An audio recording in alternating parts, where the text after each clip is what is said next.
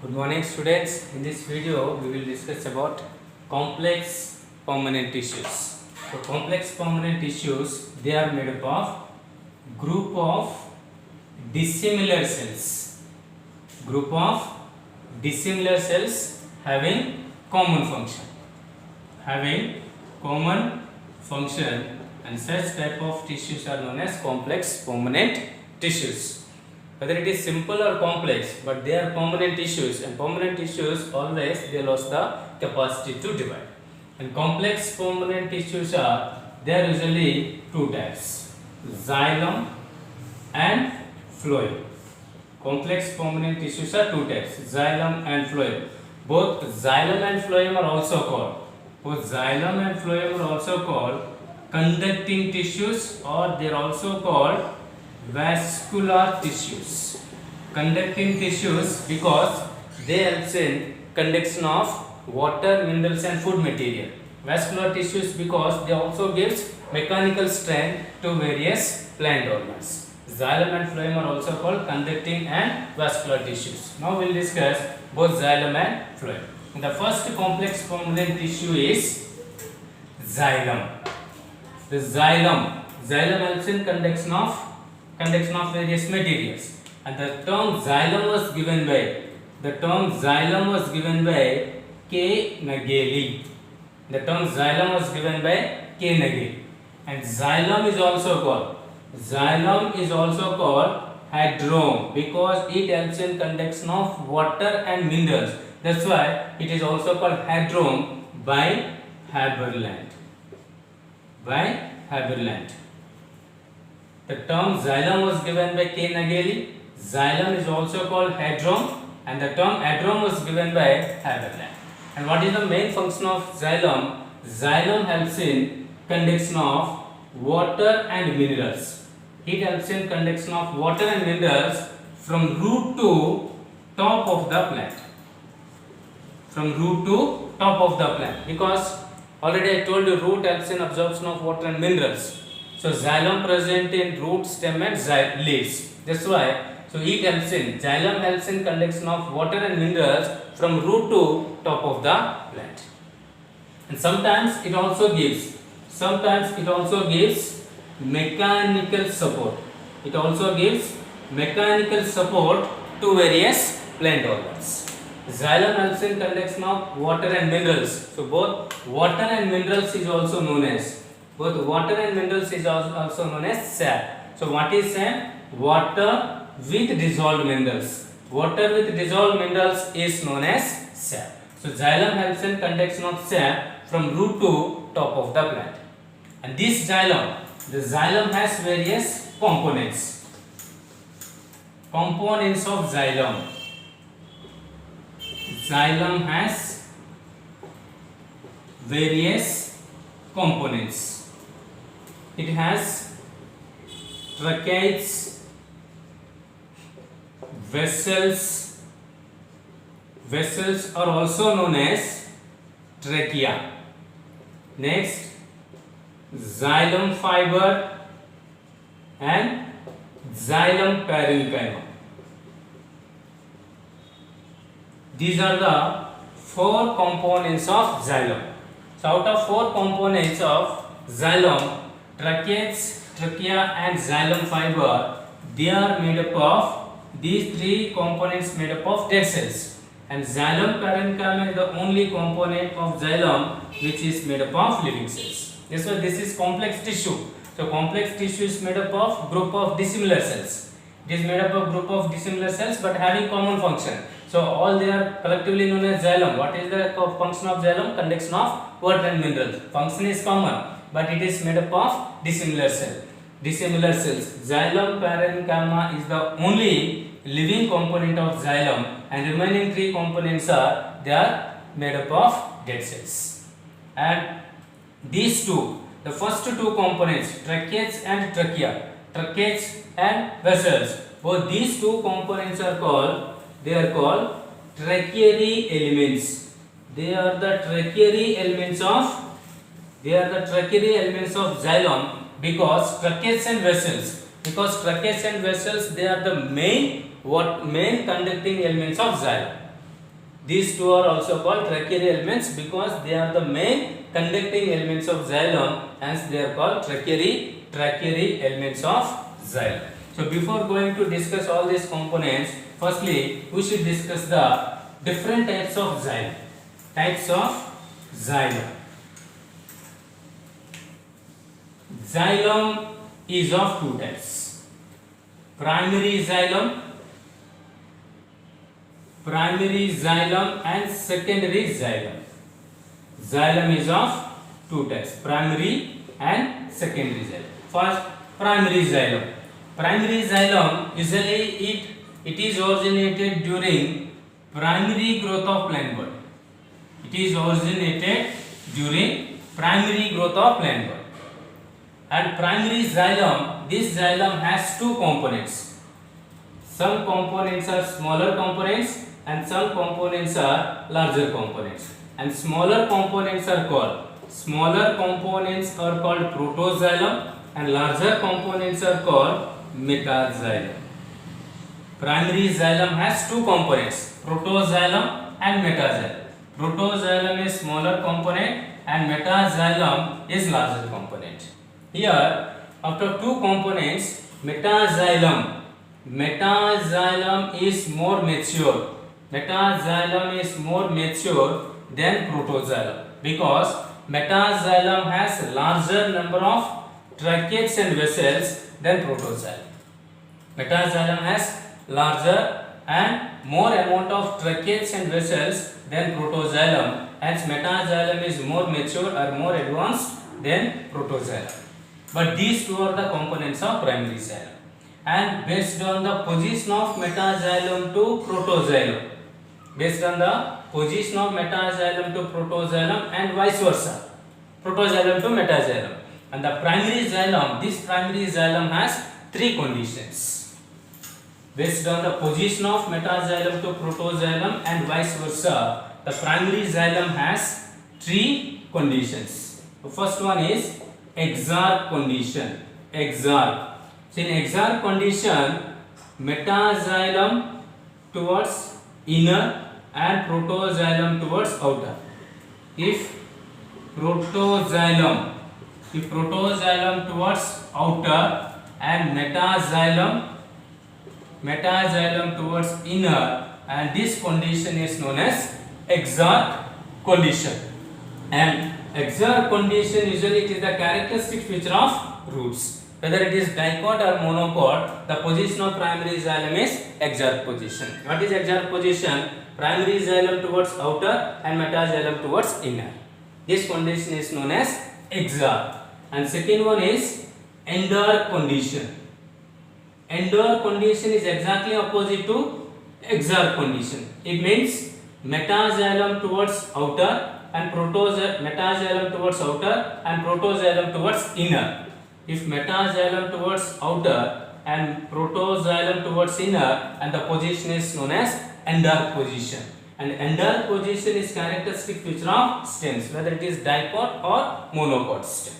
And third position is known as mesarch. In this condition, metaxylem present on both sides of protoxylem. So protoxylem located towards center and metaxylem towards both sides. And this type of position is known as mesarch, and mesarch position usually it is present in ferns. Ferns means some of the higher or some of the advanced pteridophytes. Advanced pteridophytes are known as ferns, and pteridophytes also possesses both xylem and phloem. So in mesarch type of primary xylem present in some of the ferns. Based on the position of protoxylem to metaxylem and vice versa, a primary xylem has three conditions: exarch, endarch and mesarch. Exarch condition is characteristic feature of roots, endarch condition is characteristic feature of stems, and mesarch condition usually found in ferns. So it is the three types of positions of primary xylem. And second one is secondary xylem. Usually secondary xylem, second type of xylem is secondary xylem. It is present or it is originated during secondary growth. It is originated during secondary growth of plant body. Secondary growth is also called, or secondary growth is nothing but wood. The formation of wood is nothing but secondary growth. So wood is also known as secondary xylem. Secondary growth means increase in girth. If the amount of wood increases, that means the girth or the width of the stem or root will increases. So secondary xylem usually originated during secondary growth. So these are the two different types of xylem. And xylem has four important components. What are the components of xylem? Tracheids, vessels, xylem fiber and xylem parenchyma. First one is tracheids. So tracheids, they are like this. So tracheids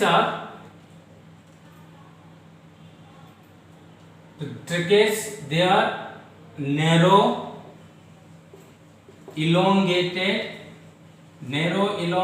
cells with lignified walls having tapering end walls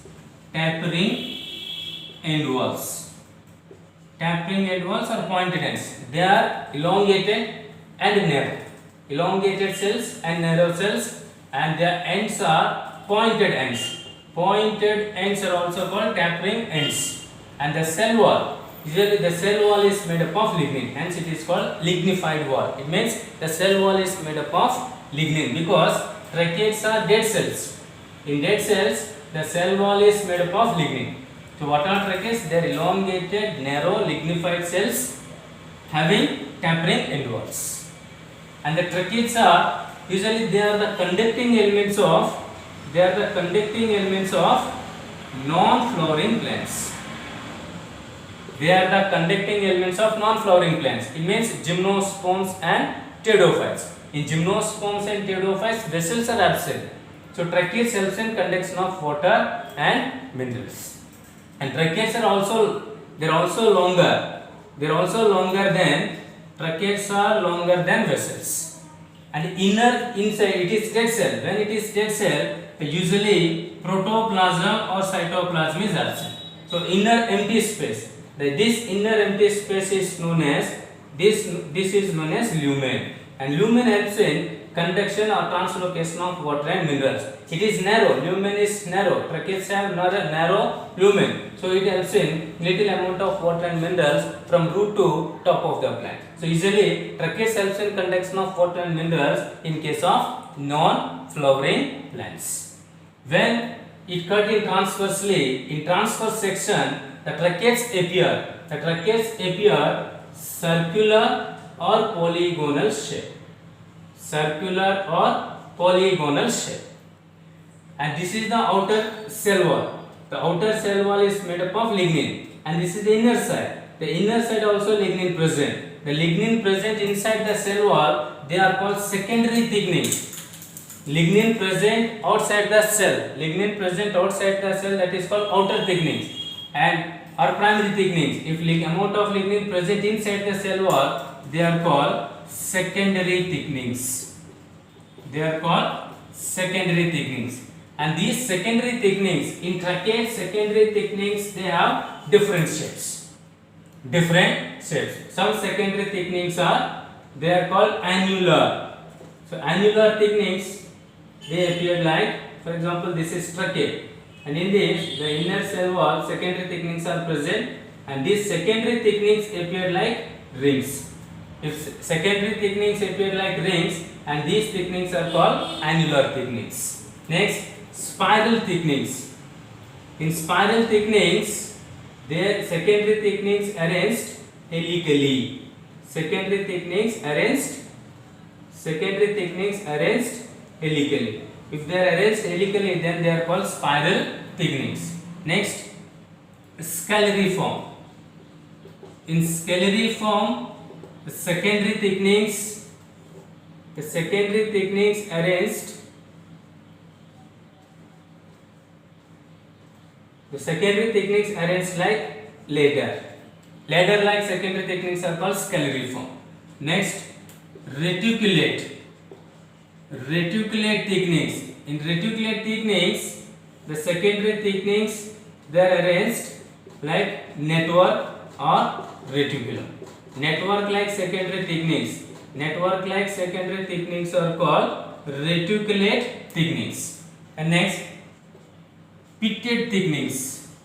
In pitted thickenings, the unthickened area, secondary thickenings present throughout the trachea, but at certain places, secondary thickenings are absent. Where secondary thickenings are absent, here there is a small pore, and these small pores are called pits. So unthickened areas are known as pitted.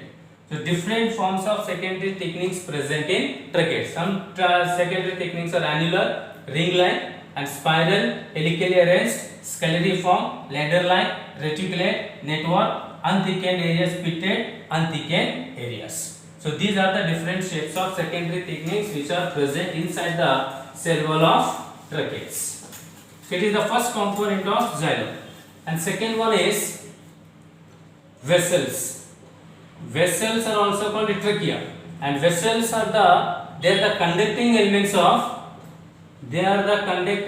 of only flowering plants. They are absent in non-flowering plants like gymnosperms and pteridophytes, but some of the gymnosperms like Netum ephedra, and some of the pteridophytes like Equisetum and Marsilia. These two are gymnosperms and these two are pteridophytes. So usually in gymnosperms and pteridophytes, vessels are absent, but gymnosperms like Netum ephedra and pteridophytes like Equisetum and Marsilia, they possess vessels. They are exceptional conditions. Vessels are the conducting elements of flowering plants. They usually absent in gymnosperms and pteridophytes, but they are the exceptionally, these gymnosperms and these pteridophytes possesses vessels. And vessels are more advanced. Vessels are more advanced than tracheae, because vessels, they are not narrow, they are broad cells. Vessels are, they are broad cells, and inner empty space is called lumen, and the cell wall is made up of lignin, and inner empty space is lumen, and vessels have broad lumen. Vessels have broad lumen than tracheae. That's why vessels helps in conduction of more amount of water and minerals than tracheae. So that's why vessels are more advanced or more developed than tracheae. And the vessels, the end walls of vessels, this is one vessel and this is another vessel. This is another vessels. And the end walls of vessels, they are connected through perforations. Or small pores. So they are connected through perforations and to form long tube-like or pipe-like structure. And this tube-like or pipe-like structure, it forms a continuous column. And this continuous column arranged from root xylem to stem xylem into leaf xylem. That's why these vessels helps in continuous translocation of water and minerals from root to stem into leaves or from root to top of the plant body. So vessels in transverse sections, they are also appear like circular or rounded. The end walls of vessels are connected through perforations, and that's why vessels are also called vessel elements, because large number of vessels are connected through perforations to form a tube-like or pipe-like structures. So vessels are not occur singly; they always occurs in groups. That's why vessels are called vessel elements, or they are also called vessel members. That's why they help in conduction of large amount of water and minerals from root to top of the plant than tracheae. So this is the main conducting element of flowering plants. And next component is xylem fiber. Next one is xylem fiber. It is very simple. Fiber present in xylem. Is known as xylem fiber. And this xylem fiber, it gives mechanical strength to xylem. Last component is xylem parenchyma. Xylem parenchyma also same. Parenchyma which is present in xylem is called xylem parenchyma. Xylem parenchyma helps in lateral conduction of water and minerals from one organ to another organ. In secondary xylem, already I told you, xylem is of two types, primary and secondary. In secondary xylem, the parenchyma is of two types, ray parenchyma and septal parenchyma. To ray parenchyma, usually it is ray parenchyma cells are arranged horizontally. They are arranged horizontally. And septal parenchyma cells, they are arranged, these cells arranged longitudinally. These cells arranged longitudinally, but both ray parenchyma and septal parenchyma in case of secondary xylem, they help in lateral conduction. They help in lateral conduction of water and minerals, which is also known as cell. So these are the different components of xylem. So xylem is also one of the conducting or vascular tissue because it helps in conduction of water and minerals, and it also gives mechanical support to the various plant organs. So this is the first complex permanent tissue.